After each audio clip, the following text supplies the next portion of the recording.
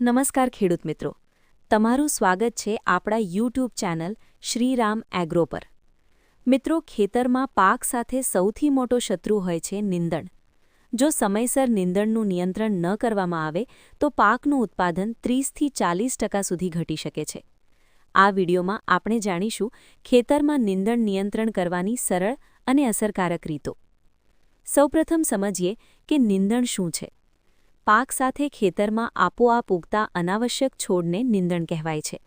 આ નીંદણ જમીનમાંથી પોષક તત્વો, પાણી અને સૂર્યપ્રકાશ ખેંચી લે છે, જેના કારણે પાક નબળો પડી જાય છે। મિત્રો, નીંદણ નિયંત્રણ માટે સૌથી પહેલી રીત છે હાથથી નિંદામણ। પાક વાવ્યા પછી લગભગ 15થી 20 દિવસ પછી ખેતરમાં નીંદણ દેખાવા લાગે છે। તે સમયે ખેડૂતોએ હાથથી કે સાધનોની મદદથી નિંદામણ કરવું જોઈએ। આ રીતે પાકને પૂરતા પોષક તત્વો મળે છે અને વૃદ્ધિ સારી થાય છે।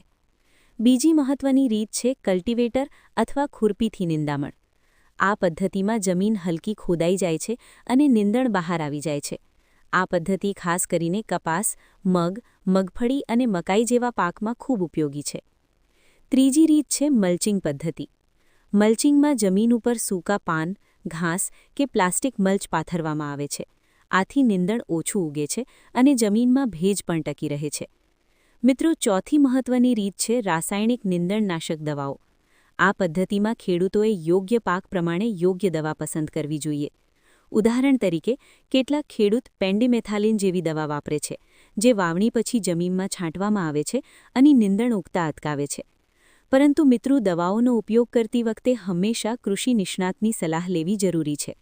યોગ્ય માત્રામાં અને યોગ્ય સમયે દવા છાંટવાથી પાકને નુકસાન થતું નથી।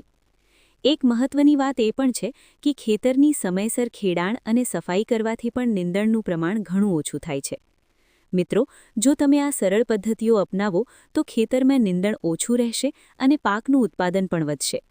આવી જ ખેતી સંબંધિત ઉપયોગી માહિતી માટે અમારા ચેનલ શ્રીરામ એગ્રોને સબસ્ક્રાઇબ કરવાનું ભૂલશો નહીં। વિડીયો ગમ્યો હોય તો લાઇક કરો, શેર